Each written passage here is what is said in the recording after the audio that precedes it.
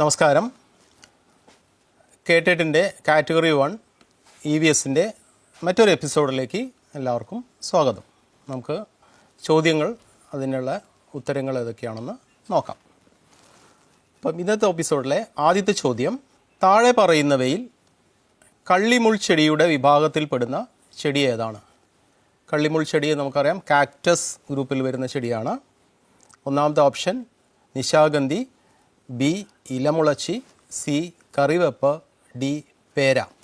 ഇതിൽ option A നിശാഗന്ധിയാണ് ശരിയായിട്ടുള്ള ഉത്തരം. മരുഭൂമിയിൽ കാണപ്പെടുന്ന കള്ളിമുൾ ചെടിയിൽ നിന്ന് വ്യത്യസ്തമാണ് നിശാഗന്ധി. എപ്പിഫില്ലം ഗ്രൂപ്പിൽ വരുന്നതാണ്. ഇതിൻ്റെ ഇലകൾക്ക് പകരം ഇലകൾ പോലെ തോന്നുന്ന ഭാഗം എന്ന് പറയുന്നത് അതിൻ്റെ തണ്ടാണ് യഥാർത്ഥത്തിൽ. അത് കാടുകളിലും മറ്റും മരങ്ങളിൽ പറ്റിപ്പിടിച്ചാണ് അത് വളരുന്നത്. ഇതിൻ്റെ നിശാഗന്ധി എന്ന പേര് തന്നെ വരാൻ കാരണം ഇത് രാത്രിയിൽ പൂക്കുന്ന ഒരു സസ്യമാണ്. വർഷത്തിൽ 1-2 തവണയാണ് പൂക്കുക.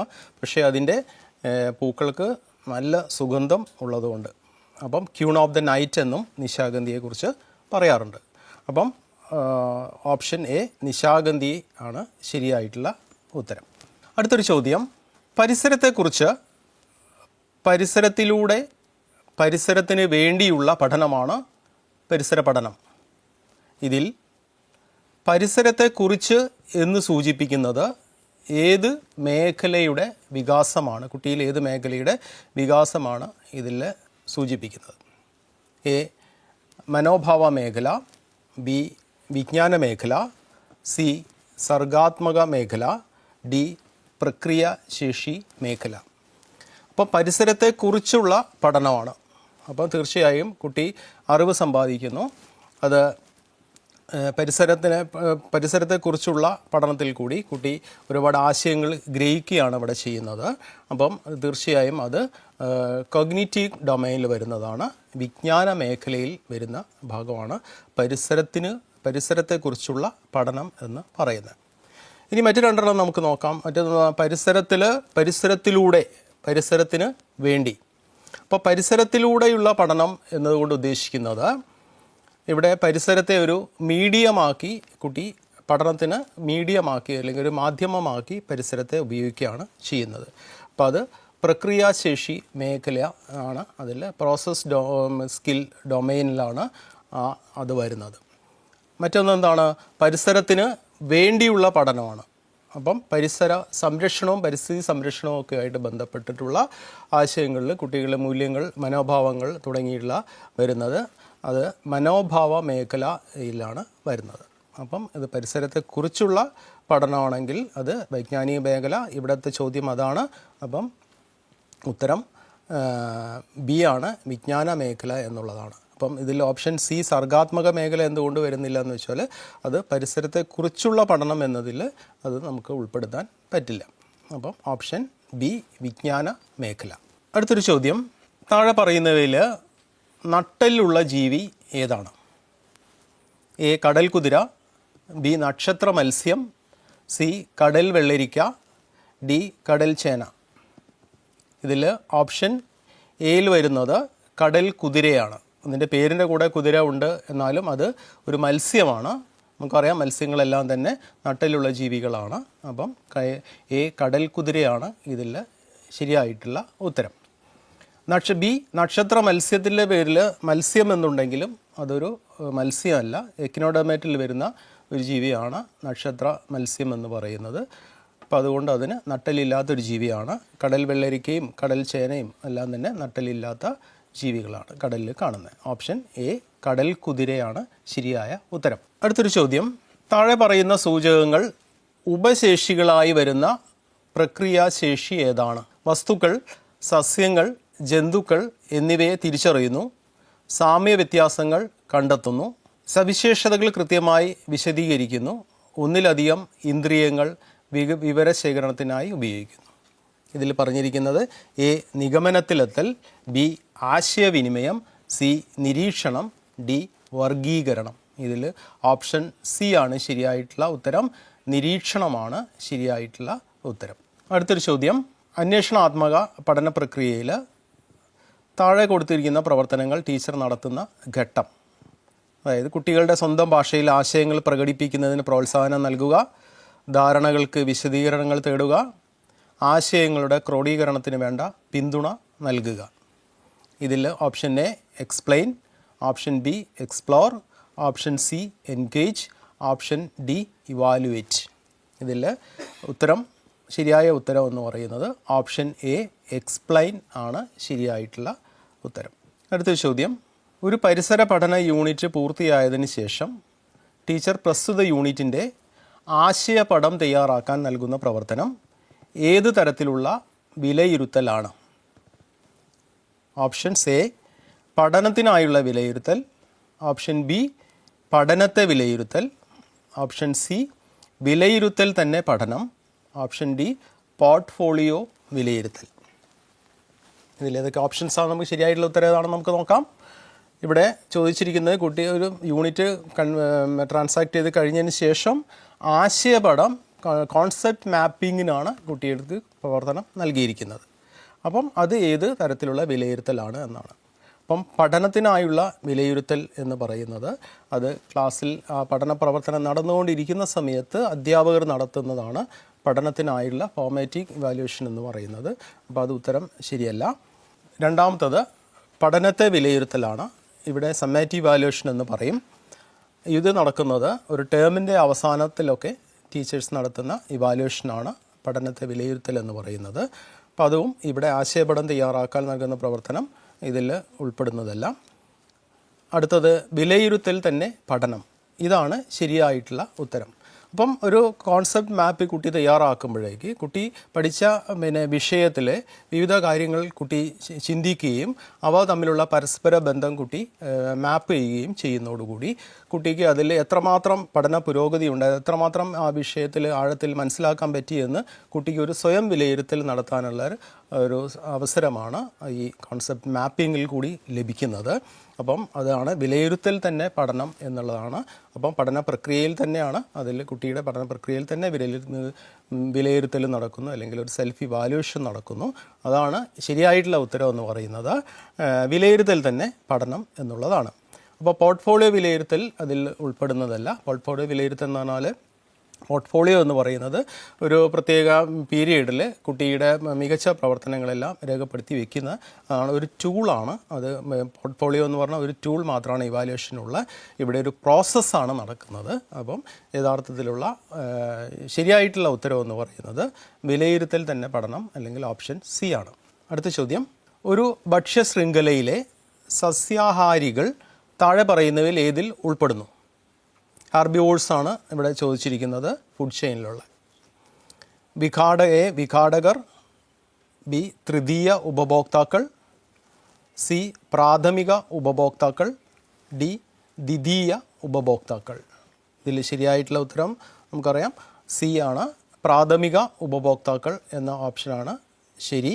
സസ്യാഹാരികൾ അതിൽ ഉൾപ്പെടുന്നവയാണ്, പ്രാഥമിക ഉപഭോക്താക്കളാണ്. അടുത്തൊരു ചോദ്യം, താഴെ പറയുന്നവയിൽ ഏറ്റവും വലിയ ശുദ്ധജല സ്രോതസ് ഏതാണ്? ഫ്രഷ് വാട്ടർ സോഴ്സ് ഏതാണെന്നാണ് ചോദ്യം.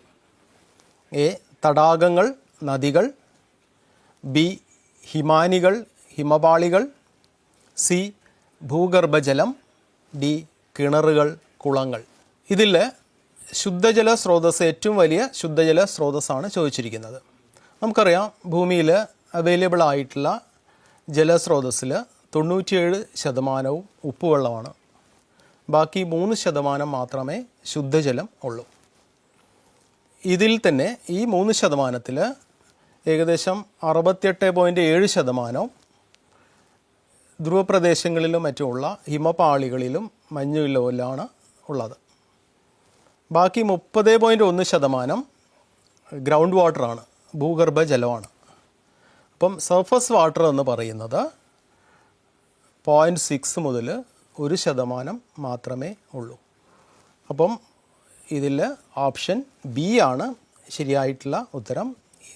ഏറ്റവും വലിയ ശുദ്ധ സ്രോതസ് എന്ന് പറയുന്നത് ഓപ്ഷൻ ബി ഹിമാനികൾ, അല്ലെങ്കിൽ ഹിമപാളികൾ ഒക്കെയാണ് ഏറ്റവും വലിയ ശുദ്ധജല സ്രോതസ് എന്ന് പറയുന്നത്.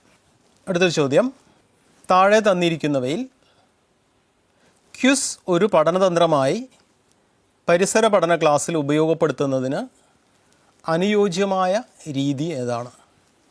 ക്വിസ് ആണ് ഇവിടെ ഉദ്ദേശിക്കുന്നത് ഒരു പഠനതന്ത്രമായിട്ട് പരിസര പഠന ക്ലാസ്സിൽ ഉപയോഗപ്പെടുത്തുന്നതിന്. ഓപ്ഷൻ എ, ടീച്ചർ പഠന വിഷയം നൽകി ചോദ്യങ്ങൾ നിർമ്മിച്ചു നൽകുന്നു. ബി, ടീച്ചർ പഠന വിഷയം നൽകി ചോദ്യങ്ങൾ നൽകി കുട്ടികളുടെ ഗ്രൂപ്പ് ക്വിസ് നടത്തുന്നു. ആദ്യത്തേൽ ടീച്ചറാണ് എല്ലാം ചെയ്യുന്നത്, രണ്ടാമത്തേൽ ക്വിസ് നടത്തുന്നത് കുട്ടികളാണ്.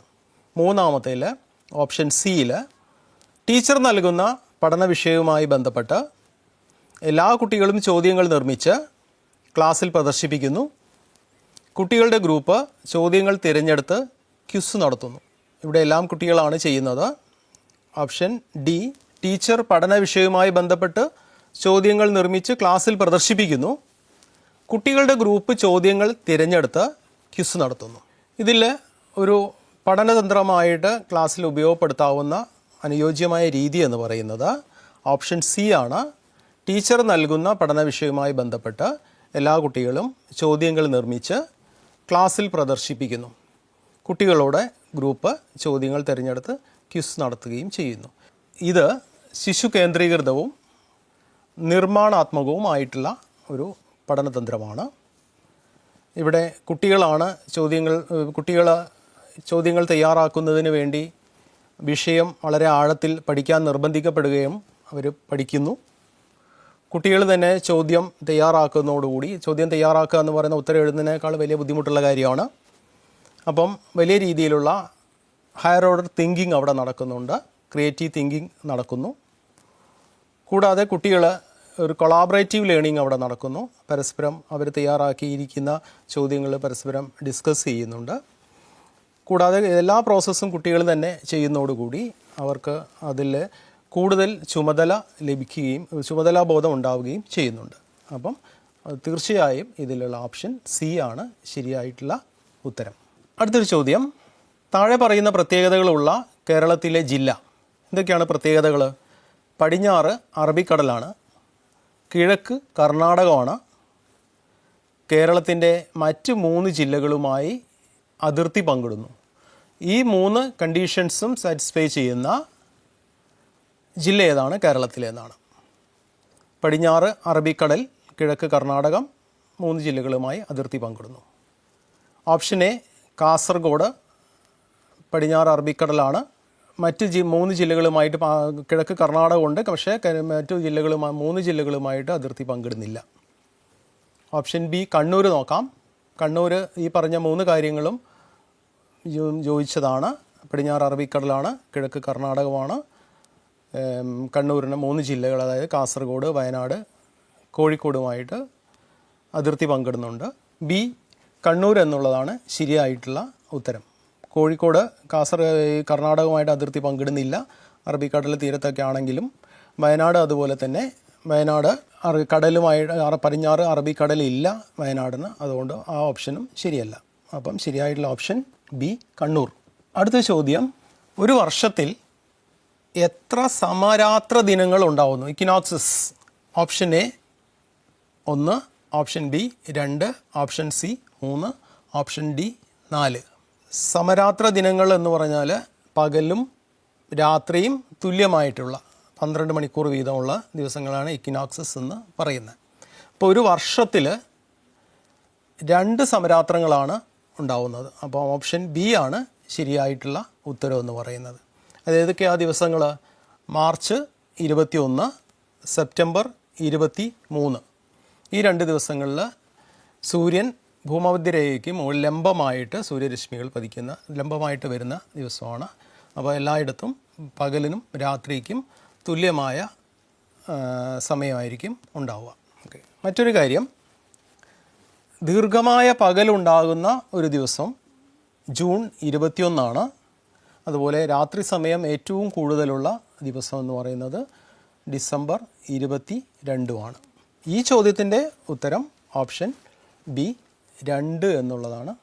അടുത്ത ചോദ്യം, ഗാന്ധിജി ആദ്യമായി ഇന്ത്യയിൽ സത്യാഗ്രഹം നടത്തിയത് എവിടെയാണ്? നമുക്കറിയാം ഗാന്ധിജിയുടെ പ്രധാന സമരമുറയായിരുന്നു സത്യാഗ്രഹം എന്ന് പറയുന്നത്.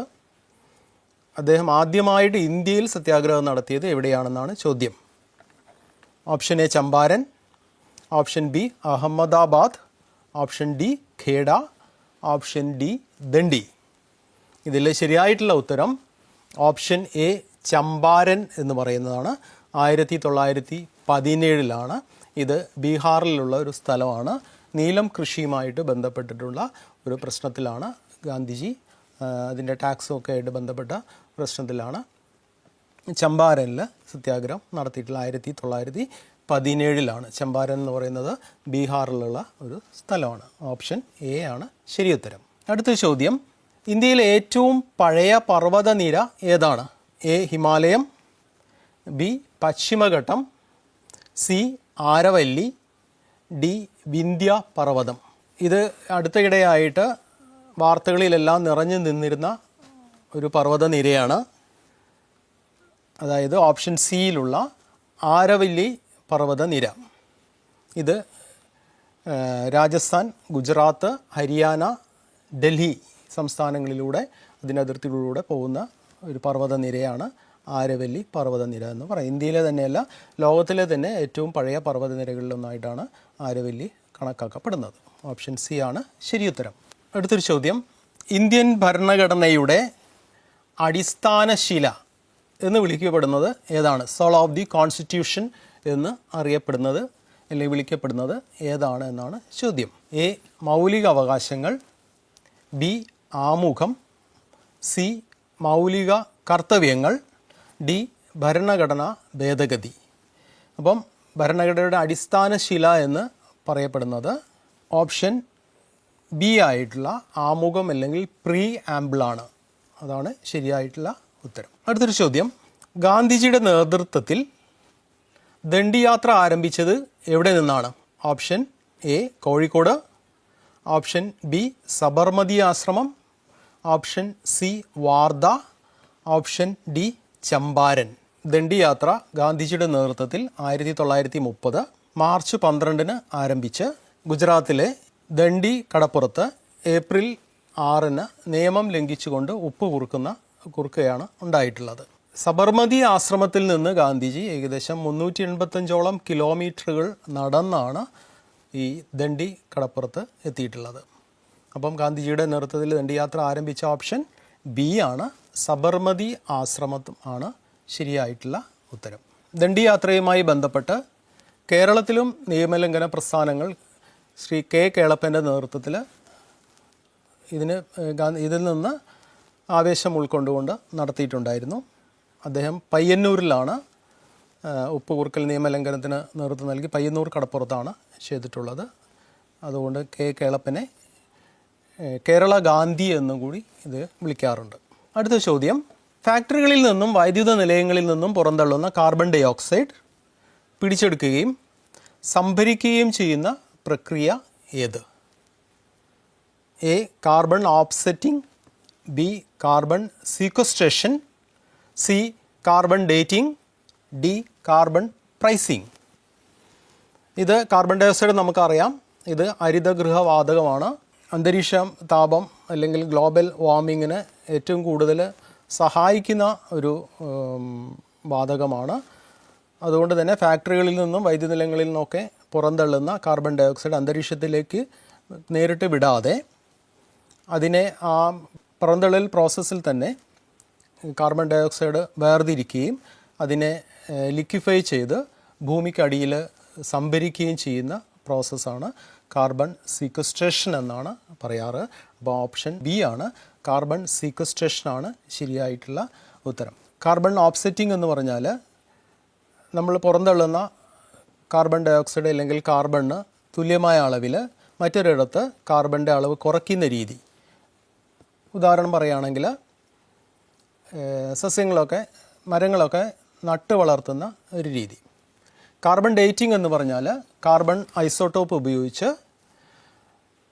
പഴയ വസ്തുക്കളുടെയൊക്കെ തന്നെ പുരാതനമായിട്ടുള്ള വസ്തുക്കളുടെയും മറ്റും കാലപ്പഴക്കം നിർണ്ണയിക്കുന്ന ഒരു രീതിക്കാണ് കാർബൺ ഡേറ്റിംഗ് എന്ന് പറയുന്നത്. കാർബൺ പ്രൈസിംഗ് എന്ന് പറഞ്ഞാൽ വളരെയധികം കാർബൺ പുറന്തള്ളുന്ന വ്യവസായശാലകൾക്കും മറ്റും ചുമത്തുന്ന സാമ്പത്തിക ബാധ്യതയാണ് കാർബൺ പ്രൈസിംഗ് എന്നുകൊണ്ട് ഉദ്ദേശിക്കുന്നത്. അടുത്തൊരു ചോദ്യം, വില്ലുവണ്ടി സമരത്തിലൂടെ സഞ്ചാര സ്വാതന്ത്ര്യത്തിനായി പോരാടിയ സാമൂഹിക പരിഷ്കർത്താവ് ആര്?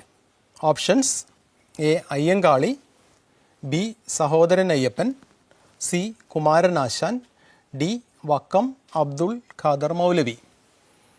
ഇതിൽ ഓപ്ഷൻ എ ആണ് ശരിയായിട്ടുള്ള ഉത്തരം. അയ്യങ്കാളി ആണ് ശരിയായിട്ടുള്ള ഉത്തരം.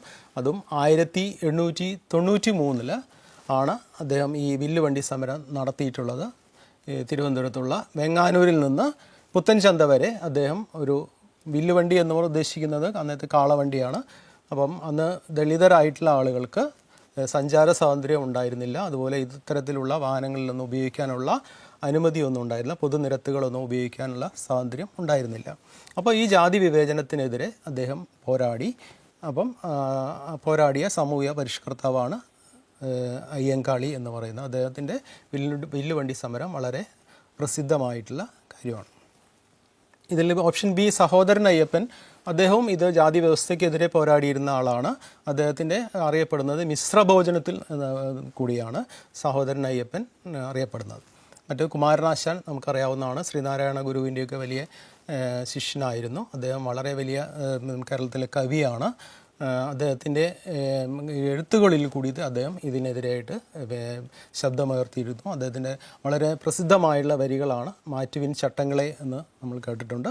അതുപോലെ വക്കം അബ്ദുൽ ഖാദർ മൗലവി അറിയപ്പെടുന്നത് മുസ്ലിം നവോത്ഥാന പ്രസ്ഥാനത്തിൻ്റെ പിതാവായിട്ടാണ് വക്കം അബ്ദുൽ ഖാദർ മൗലവി അറിയപ്പെടുന്നത്. അടുത്തൊരു ചോദ്യം, ഒരു ജീവി അത് ജീവിക്കുന്ന ചുറ്റുപാടിന് അനുയോജ്യമായ രീതിയിൽ അതിൻ്റെ ശരീരഘടനയിലോ സ്വഭാവത്തിലോ വരുത്തുന്ന മാറ്റങ്ങളെ എന്ത് വിളിക്കുന്നു?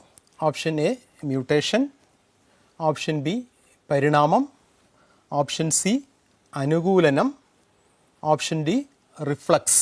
അപ്പം ചുറ്റുപാടിന് അനുയോജ്യമായ രീതിയിൽ ശരീരഘടനയിലോ സ്വഭാവത്തിലോ വരുത്തുന്ന മാറ്റങ്ങളാണ്. ഇതിൽ ശരിയായിട്ടുള്ള ഉത്തരം അനുകൂലനം അല്ലെങ്കിൽ അഡാപ്റ്റേഷനാണ് ശരിയായിട്ടുള്ള ഉത്തരം. മ്യൂട്ടേഷൻ എന്ന് പറയുന്നത് ജനിതക ഘടനയിൽ വരുന്ന മാറ്റമാണ്. അതിൽ ഉപകാരപ്രദമായിട്ടുള്ള മ്യൂട്ടേഷൻസ് ഉണ്ടായിരിക്കും. അതുപോലെ തന്നെ നമുക്ക് വിനാശകരമായിട്ടുള്ള മ്യൂട്ടേഷൻസും ഉണ്ടായിരിക്കും. പരിണാമം എന്ന് പറയുന്ന തലമുറകളിലൂടെ ജീവവർഗങ്ങളിൽ ഉണ്ടാകുന്ന ക്രമാനുഗതമായിട്ടുള്ള മാറ്റത്തിനെയാണ് പരിണാമം അല്ലെങ്കിൽ ഇവല്യൂഷൻ എന്നുകൊണ്ട് ഉദ്ദേശിക്കുന്നത്. റിഫ്ലക്സ് എന്ന് പറഞ്ഞാൽ നമുക്കറിയാവുന്നതാണ്. ഉദ്ദീപനത്തിനനുസരിച്ച് ഉണ്ടാകുന്ന പെട്ടെന്നുണ്ടാകുന്ന പ്രതിപ്രവർത്തനത്തിനെയാണ് അത് റിഫ്ലക്സ് എന്നതുകൊണ്ട് ഉദ്ദേശിക്കുന്നത്. ഇതോടുകൂടി ഇന്നത്തെ എപ്പിസോഡ് നമുക്കിവിടെ അവസാനിപ്പിക്കാം. കൂടുതൽ ചോദ്യങ്ങളുമായിട്ട് മറ്റൊരു എപ്പിസോഡിൽ വീണ്ടും കാണാം.